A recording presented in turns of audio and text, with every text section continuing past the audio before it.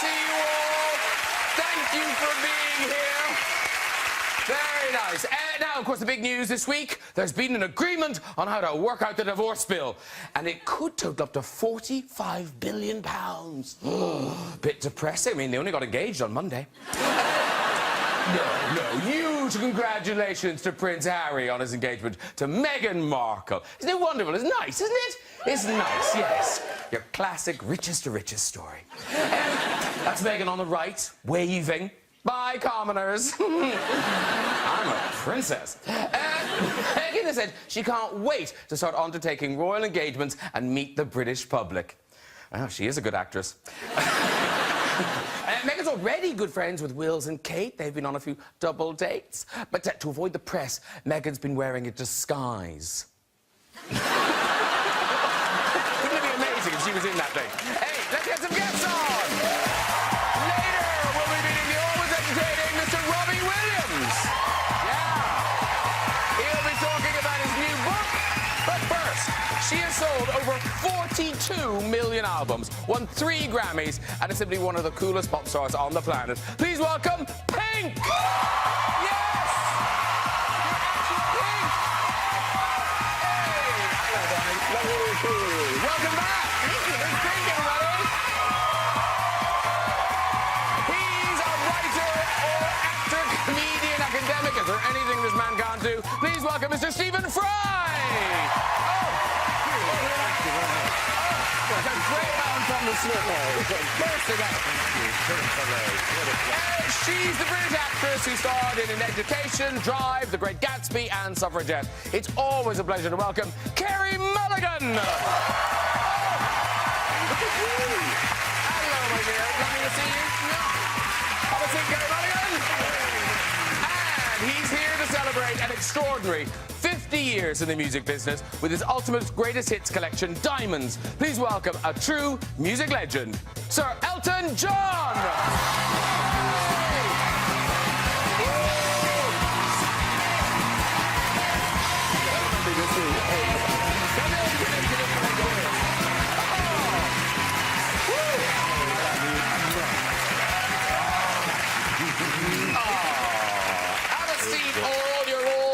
Welcome. Nice to see you all. Thank you. Now, it is an embarrassment of musicians. Obviously, we've got Sir Elton, Robbie Williams coming on later. But Pink, you are performing. Yeah. So, yeah. Is that going to be weird, performing in front of Elton and Robbie? Or do you... I mean, I'm going to try not to be awful. We played at a festival together in Belgium. Yes, it was fun. So, And what are you giving us tonight? What about us? Yeah. Oh, brilliant. This album, Beautiful Trauma, which is such a huge success, I didn't realise, till you were going on the show, that it's been 5 years of no 6. Pink in the world. Yeah. I didn't realise that either. But how did that happen? I was doing bake sales in kindergarten. But I read somewhere, when you decided to bring out a new record, your record company sat you down for the talk. The talk that if you're over 35 as a female pop star, that radio probably won't play you. No. Yes. So were they just I kind have of... that trouble myself. Well, you proved them wrong. I did. Yeah. I did big time. very much. That's nice. Yeah. Very good.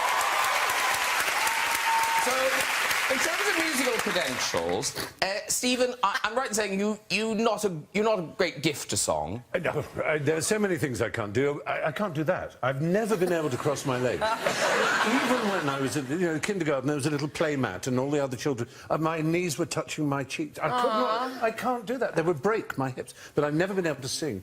And it's official. I'll tell you why it's official. John Schlesinger, the film director, was a friend. When he died, there was a funeral at a synagogue in North London, and I found myself next to Paul McCartney at this funeral. And after a couple of the hymn songs things, he turned to me and said, because I always mime, because I can't sing, he said, sing, sing, you're not singing, sing. I said, actually, Paul, I can't sing. Everybody can sing, sing. So the next one came up, and I started to sing, shut up, you're right, you can't sing. So, if Paul McCartney tells you you can't sing, you can't sing. It's official. But now, Carey Mulligan, you're married into the music industry. Yeah. Yes, with Marcus Mumford. But now, you've talked on the show, though, about how you are a proper fan and you've written fan letters to actors. But did you write fan letters to pop stars? Were you a fan of those? I wrote to Eminem. Yeah. How old were you? So sweet. I was 18. I was 17. I was applying to drama school, and I watched 8 Mile. And he does that "Lose Yourself" song. I can't say anything like this without sounding. And I got really kind of. It spoke to you. Yeah, it really spoke to me. Yeah, 8 Mile. I wrote a very long letter detailing how he had inspired me to go in and like crush it in my drama school auditions. Oh, and did he write back? No, he didn't. See, he doesn't read letters. That's how that girl died in Dear Stan. He should have really read the letters. Because Eminem, he's on the album. Yes. Yeah. I wrote him an email. And did you write back? I professed my undying love for him in this email, and I said, I love you. I've always loved you. I've loved you since I got your autograph in 2001 at the MTV Video Music Awards. I love that you always work with the same people. For instance, Rihanna, and she's hotter than me, but I'm funnier. Please just help me get my rap Grammy. And he just wrote back, okay. And that was it. Wow. One word. But he did. You kind of corrected some of his less politically... Well, he was accused of being homophobic by so many people because of his lyrics, which I thought was nonsense. Yeah. And I came out and supported the fact that he isn't. I appeared on the Grammys with him doing Stan. Instead of Dido, I did the Dido part. Oh, right. I was the one that took the L out of Dido.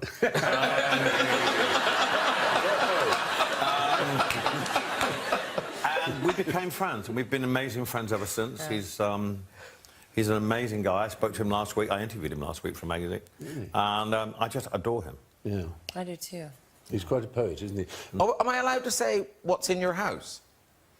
Oh, yes, for my marriage. When David and I did our civil partnership, I got this package from Eminem, and shows you how homophobic he isn't.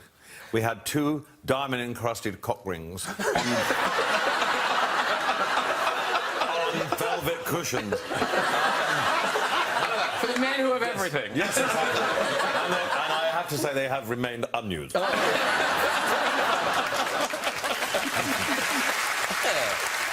talking of diamonds, you bring us your ultimate collection, diamonds. And this is out now, and it really is fantastic. It is the definitive collection of your work. It's, what is it? I think it's nearly 50 tracks. Right. And you know this, right? Have you seen this before? I have,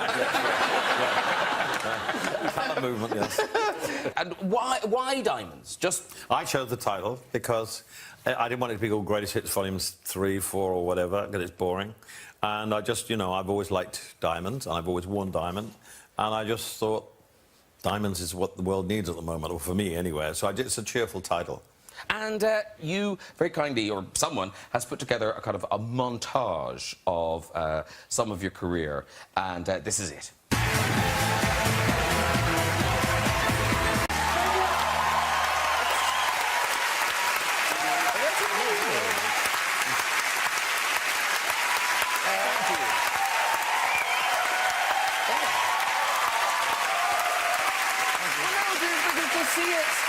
To see it kind of Reader Digest it like that, it's so amazing. And it brings back so many memories for all of us. I can't imagine without just your head watching that. I don't really reflect on things very much. When you see things like that, you think, God, how did I do this? How did I cram it all in? We had so much fun. And, you know, I've always loved doing what I've done, and I've always been lucky enough to be able to do what I've done. And, you know, the secret to longevity, as you can ask Pink as a performer, is if you can play live, it doesn't matter how many hits you've got, you will always be successful. And the other thing that I think this whole collection is, it's not just a celebration of you, but also of Bernie Taupin, and the work you've done together. We've never had an argument. We've never written a song in the same room. He gives me a lyric, I go away, I write the music, and then I call him in and I play it to him. We've kept the process fresh by doing that, so that even now when I get a lyric, which would probably be my 1000th lyric from him, I go away and I get excited by looking at the lyric and writing the song. So it hasn't changed. So it's never got old. And even though I behaved so badly at times in my life, and he rang me up the next day and said, do you remember what you did last night? And I go, no. We've never had an argument. And I'm so proud of the fact that in this business, we're stronger together now than we ever have been, and that makes me feel good. And all these years later, your first hit, your song, was just voted, I think, for the nation's favourite Elton John song. Yeah. Now, am I right to think that's yours, Stephen? I love it, absolutely love it. Do you remember we did a sketch with Rowan Atkinson mocking the lyrics of it? Yes, of course. These things I forget, your eyes, are they green or are they blue? The lyrics are extraordinary because they're so... nothing had been heard like that before, and the way you marry with your voice, it is still, and that was the last song that was played on that package, I noticed, because it just speaks in a way that... I mean, that and Don't Let the Sun Go Down on Me, because I always think of George Michael when I hear that, and the extraordinary thing you did. Thank God it wasn't Chirpy Chirpy Cheep Shoot. Do you have a favourite? No, pardon. What's that? Do you have a favourite Elton John song? I feel like just throw a dart, and that's my favorite. But I will say, if I have to say, Tiny Dancer. Oh, I was going to say Tiny Dancer. And at the moment, isn't that your favourite at the moment, Tiny Dancer? I love Tiny Dancer. It's funny, I play these songs so many times, but the more you play them, you realise how wonderful the lyrics are. And the older you get, you hopefully have more fun with the song. People like Frank Sinatra used to do it, and they've sung those songs so many times. Nina Simone, every time you saw her sing, she'd interpret a song differently, and that's what I try and do. Storytelling, isn't it? The lyrics are so crucial to great. Yeah, the lyrics just tell... He's a storyteller, so... When up until about 2 years ago, I thought it was lay me down in sheets of amber, and I was like, he has sheets of amber, you guys. Isn't it that? What is it? I think it's sheets of linen. What is it, in fact? Well, lay me down in sheets of linen. It's Oh, linen. yeah. Yeah. I thought it was People thought it was amber. Hold Me Closer, Wow, Tony he's Danza. So cool. Tony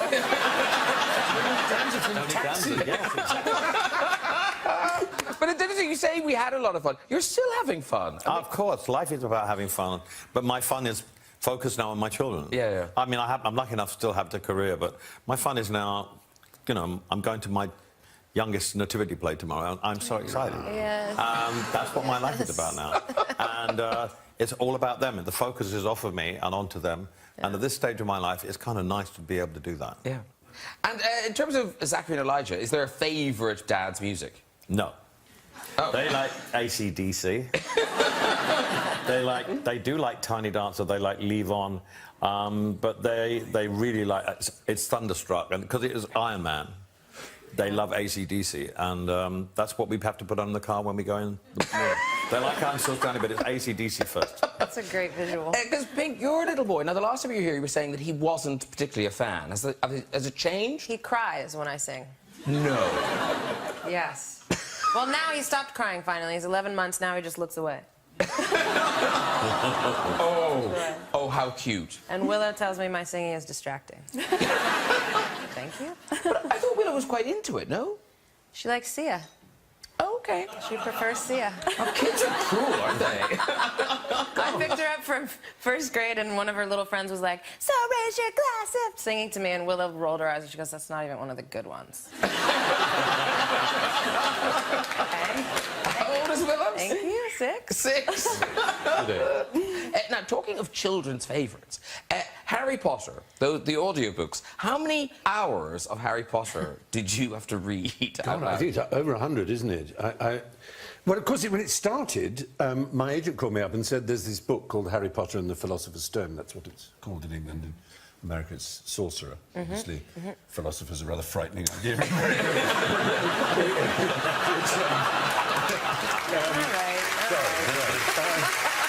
Anyway, it was a book, and so I read it, and there was this boy, and apparently he was a wizard, and I met the author, who's called Jo Rowling, and she was really nice, and we read the book, and she said, oh, I've actually, there's another one, there's a second one I've written. I said, good for you! Little realising what had happened, but over the years, this extraordinary phenomenon blossomed.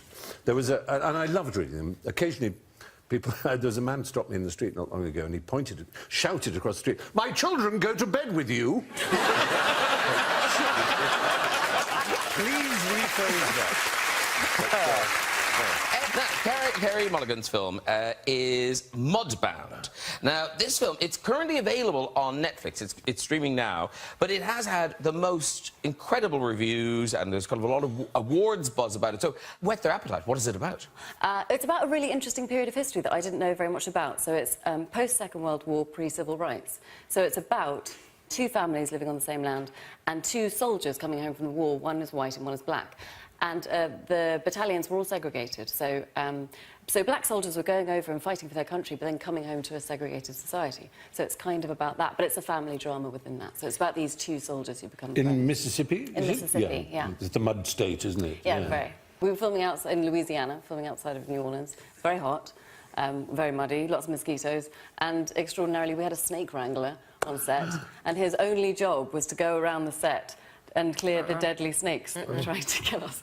So he would go around and sort of pocket these snakes and then put them in a bucket in the back of his van. What kind of snakes? The very dangerous ones, apparently. I mean, I didn't get into...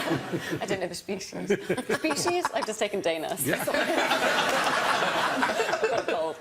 The species of the snakes, I'm not entirely but needless to say, they were trying to kill us, and he saved us all. We've got a little clip. This is you. Basically, so things start well, and then it's all going great, and then we move to the mud. And things go wrong. Things go... And this is you begging your husband not to make a bad situation even worse.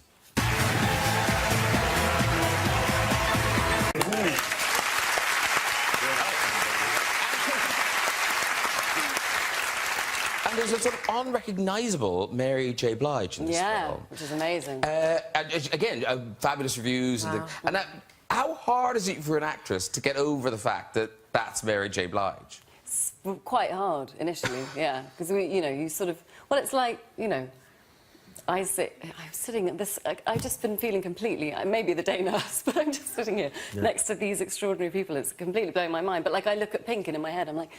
singing just like a pill, and I can't stop singing it. And then I'm without it, and I'm like, all-time dancer. You know, so it's quite hard to kind of concentrate on people around me.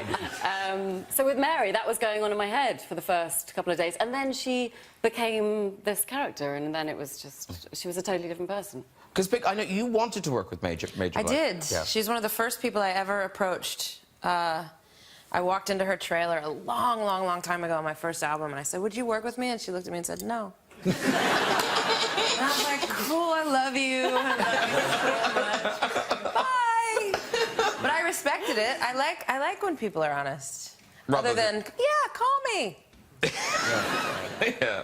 So I liked it. Because, Elton, you've made a few forays into film. You were just in a big British hit, The Kingsman, The Golden Circle. Yes, I didn't know what I was letting myself in for, but I enjoyed it. I didn't think I was going to enjoy it because I don't like doing music videos. In fact, I stopped doing them years ago because a lot of hanging around backstage and I get bored. But actually, I had incredible fun. But my scenes were with Colin Firth and Julianne Moore, so it was pretty fantastic. And let's not forget your marvellous work in one of the most successful British films of all time. That film is Spice World. Oh. Yes, there you are. Doing your cameo. Yeah. Do you have any memory of that day at all? It was done at the BBC, that's all. Because that's all I can remember. In the BBC lobby, I think.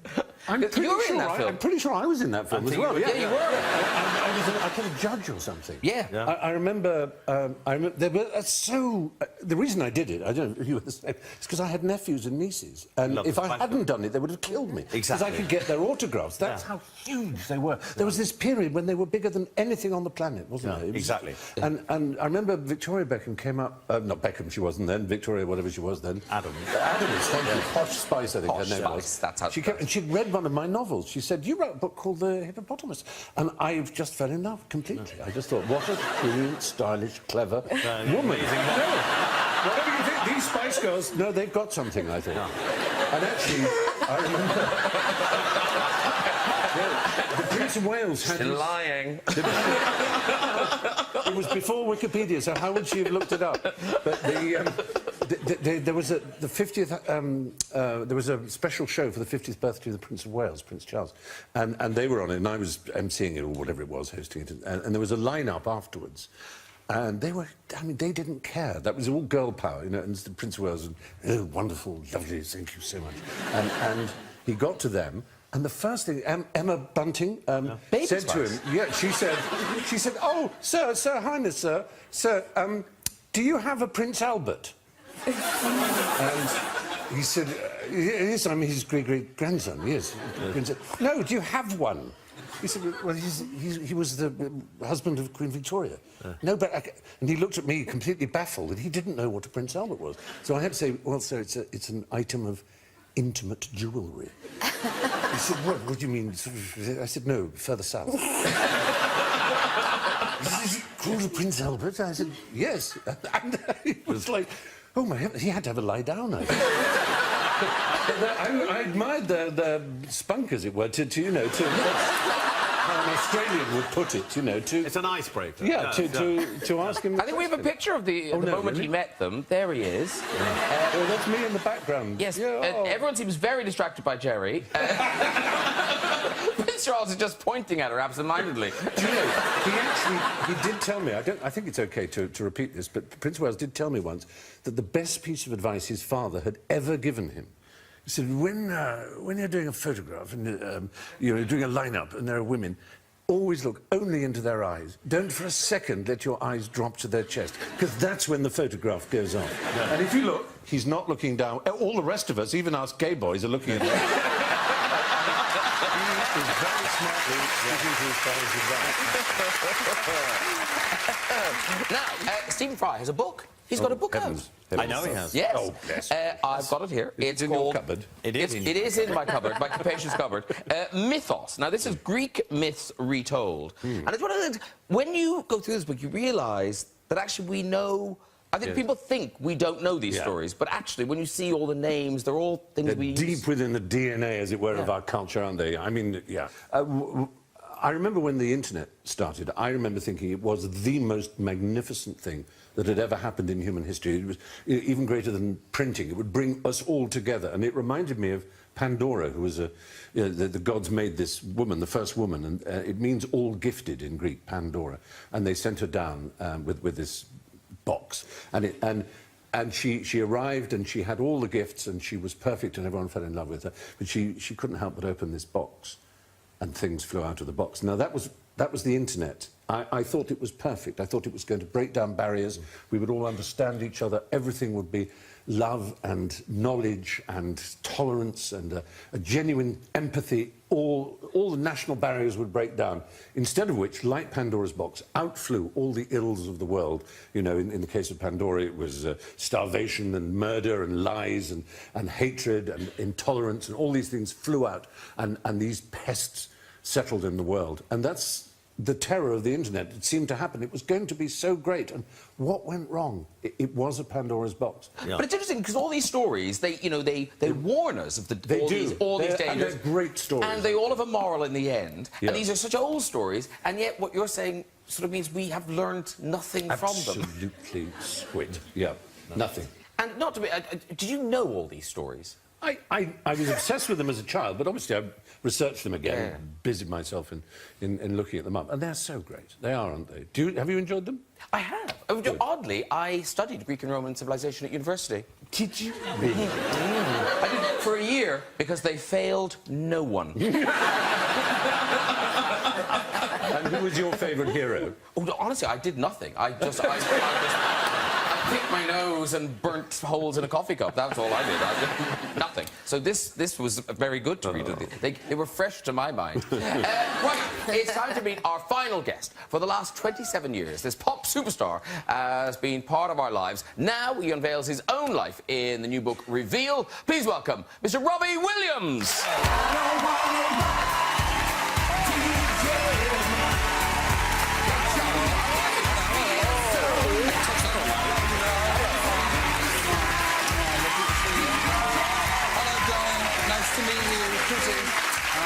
Hello. Hi, darling. Good. Hi, babe. Hi, everybody. Where am I sitting? Wow. Hello. I've got a book. Yes. Oh, yes, you do. You do. That is fascinating. Oh, mine's about farting. I have to say, we love having you on the show, Robbie Williams. Thank you very much. We love because you always tell great stories. But do the people who love you, your friends and family, are they sitting at home now sort of terrified of what stories you're going to tell? Yeah. They are. And I'd like to apologise to all of my family, my wife, and all of the celebrities I'm about to slag off. Well, no, because your wife... I think your wife, Ida, was she genuinely upset after you told the story about her giving birth? Yeah, she was genuinely upset, yeah. Because I said at the birth of our first child, Teddy, I said that because I was in the delivery room and the head was coming through, and it reminded me, well, I thought it was like my favourite pub burning down. I'm delighted to discover that she's opened an off licence around the back. with the second child. Oh, it's going to be a quiet Christmas at the movie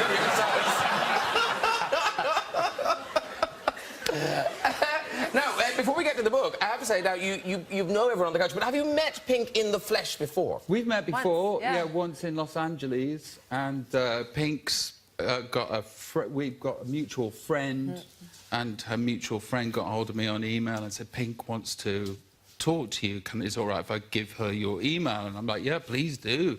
Very excited to find out what Pink wants. And then you sent an email back, and it was sort of like, I'm not making Edna Taylor this, I don't understand it at all. And there was like several emails before you were like, wait, are you Robbie the chef? No, I'm Robbie the Williams. What were you saying to him? I think I was asking him about salmon. I don't know. I tried my best to understand. Yeah, but we laughed. We did. Now, the book, Reveal, here it is. Yeah.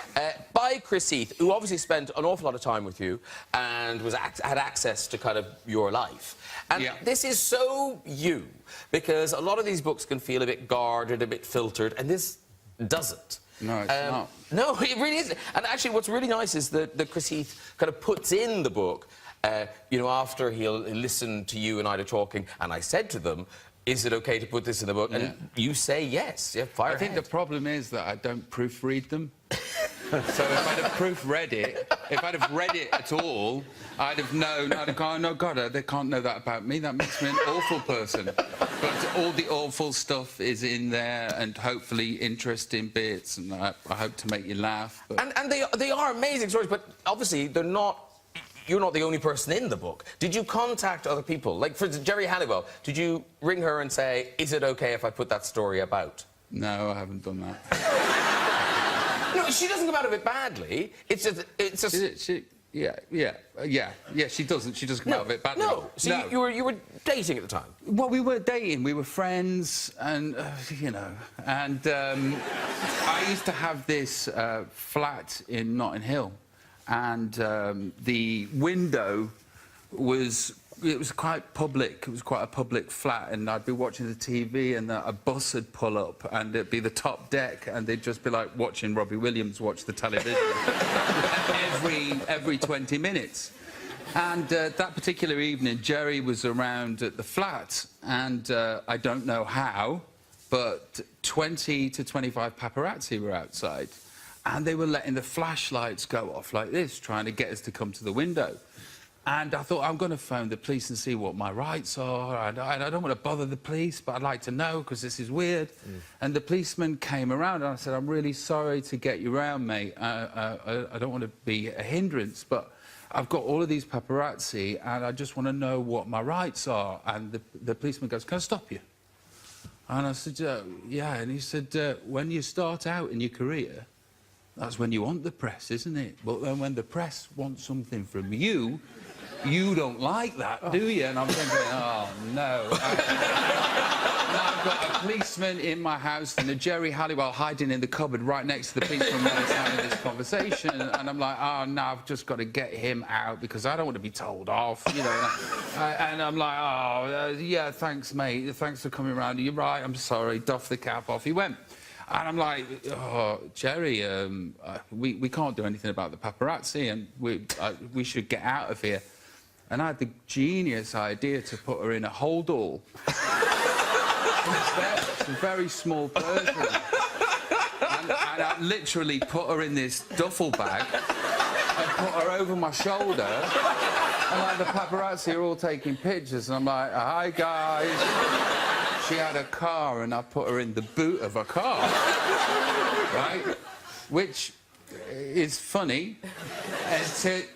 When we got to the service station and I had a KFC, I could have let her out. I could have let her out, but you know, nature called, and I had to have that chicken. So, yeah, that was the moment Jerry Halliwell was putting a hold all in my house. It's in the book. And there is something about... And you know, you guys have probably done this too, that rock star bad behaviour, that... I don't know what it is about rock stars. Like, you know, have you ever done the television out the window? No. Television out the window? Oh, no. Did you ever think about doing the television out the window, but you knew it was just stupid mugs game? My manager threw a television out the window in Australia and in Perth. Suddenly my Australian promoter came up just in a bedsheet and said, "Darling, it's like Beirut down there." But no, I've never done that. But No. the thing about these books is they are hard to get right, because you are doing one right now, Elton, aren't you? A book, yeah. Yeah. And are you going to be... Yes, I am. OK. Yeah. Should people be worried? Some people, yeah. It's not a nasty book, Yeah. but there are... I mean, I've lived the rock and roll life, and a lot of things have happened. Did you put Leo Sayer in a hold all?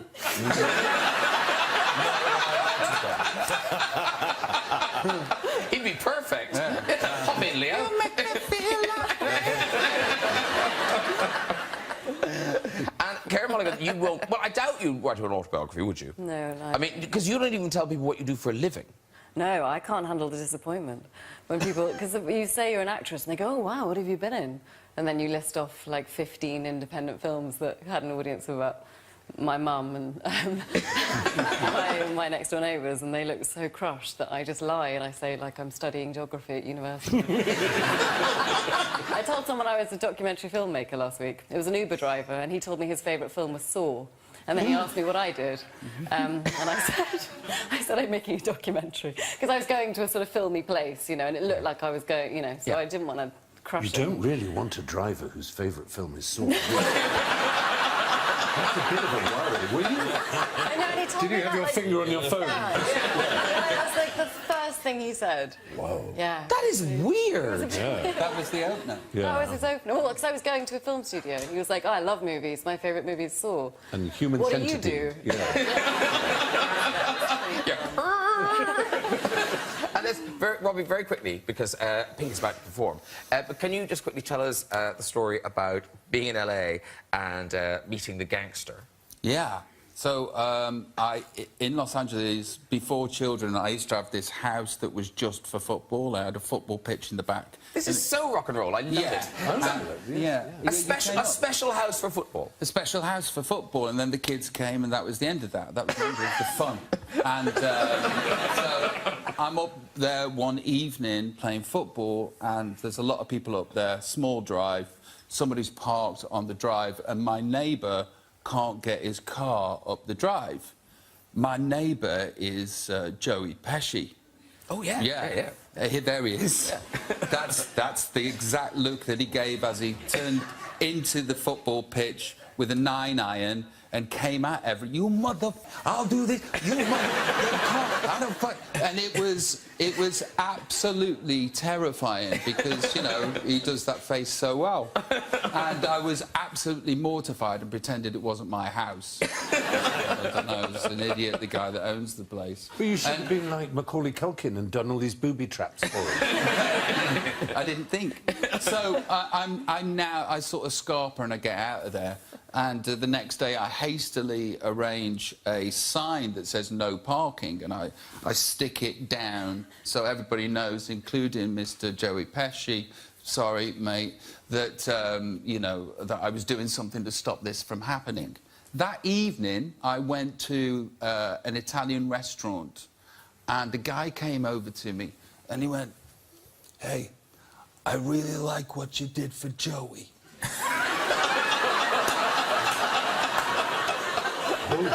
So now I'm socially awkward and socially unaware, and I'm now proper shitting myself. And I'm watching people as they leave the restaurant kind of go up to him and sort of kiss him like this, and like 20 people have done it, and I don't want to go to the loo because I don't want him to see me again. And and as I'm leaving, I think I must go to the loo. I can do it. So I go to the loo, and I'm coming back, and as I'm leaving this Italian restaurant, will you stand up a sec? He stood on some stairs, this guy, this gangster dude, and I sort of like was so nervous. I went over to him and just went. Kissed his Adam's apple. Still alive. It's still alive. Very good. OK, it is time for music. Pink, if you'd like to go over to your band. There she goes. Performing What About Us from the new album Beautiful Trauma, it is Pink! Oh! Pink, everybody! Beautiful Trauma! Woo! Nailed it! Nailed it! Thank you for joining us, dude. There she is.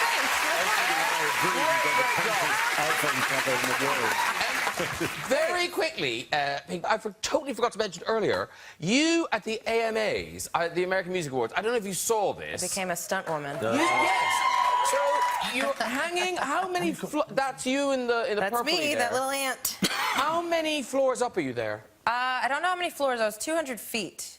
Wow, we've got a close-up of you. It is really But the you. best part was the people inside the rooms. So it's a hotel. Yes. And people were in their rooms. They were just like.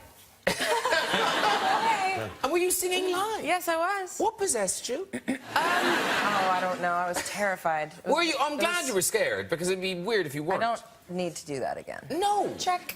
Yeah. but you have become fond of the aerial work. I do. I love it. It's fun. Weren't you once pulled... Didn't you have an accident once where you were pulled I off did. stage? I remember seeing Into that. a barricade. That's right. It was the first time I've ever impressed my husband. Because he's a Yeah. stunt driver and everything. He's like, finally, a real crash. He shares the name That's with fine. Carey, doesn't he? I know. He's Carey as well. He got beat up for having that name. Oh, really? Well, that's a happy story. He thinks... No, because everyone said it was a girl's name. Yeah, it's kind of unisex, right? I think so. Cary Grant, but Yeah, well, he didn't have the E. He didn't have the E. Good no, point, that's true. yeah. Good We point. could talk about this a long time, but let's not. Normally, I feel bad leaving the couch to go to the red chair, but no, this is good. So, let's go from visit to the big red chair. Who's there? Hello. Hello. Hi, what's your name? Hamish. Hamish, lovely. Where are you from, Hamish? Herefordshire. Okay. And do you work in Herefordshire? No, so I'm now living in London. I'm training to be a theatre director. Oh, right. Wow. It's training to be one. Not one yet, but soon. Do you graduate? I graduate summer of 2018. Okay. So, Then he'll be ready. Yeah. Okay, Hamish, off you go with your story. so I was on a family holiday at Centre Parks, and we were racing down the rapids that they have there. And I saw my dad up ahead of me, so I thought to slow him down, I'll kind of stealthily sneak up on him and pull down his swimming trunks to slow him down and overtake. So I did exactly that, snuck up on him, pulled down his swimming trunks, and he turns around, and it's not my dad. It's... and I have no idea what to do. I'm staring at him, so I just slowly start to slide them back. I give him a little pat. You can walk, Hamish. You can walk.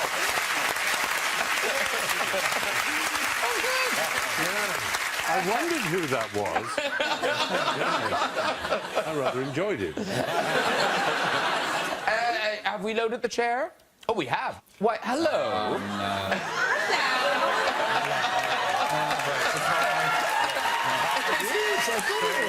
This, I believe I know you. It's Ida, isn't it? It is. Hi, Graham. Hi, everybody. Is this Ida's revenge? It is, Graham. It is. It isn't.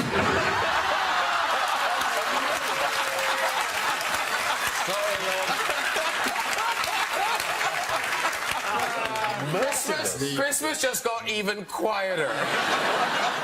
Well done, everyone, if you'd like to join us on the show. No, he flipped her. That's it. That's it. If you want to join us on the show,